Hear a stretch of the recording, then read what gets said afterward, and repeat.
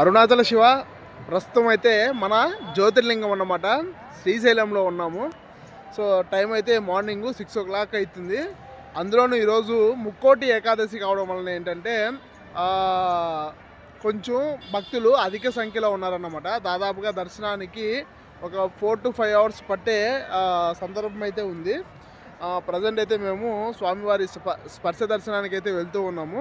ఇదంతా పూర్వజన్మ సుకృతమే కావచ్చు. అంతటి మహానుభావుడిని, ఆదిదేవుణ్ణి మనం స్పర్శించి దర్శనం చేసుకోవడం అన్నది అది మాటలకి అందని ఒక అనుభూతి అన్నమాట. నిజానికి మా టైం టేబుల్ ఏంటంటే ఇప్పటికే మహానందిలో బైక్ కొంచెం పోయి ఆ డిస్టర్బెన్స్ తర్వాత ఏంటంటే శ్రీశైలం వచ్చి దర్శనం చేసుకొని రిటర్న్ అరుణాచలం వెళ్ళిపోదాం అనుకున్నాను.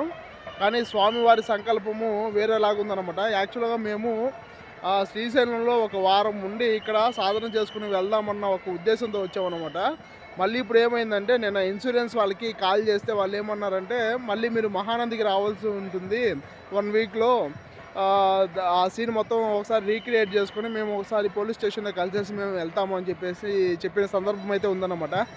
సో ఖచ్చితంగా అయితే మేము ఉంటే శ్రీశైలంలో అన్నా ఒక వారం ఉండాలి, లేదా మహానందిలో అన్నా ఒక వారం ఉండాలి.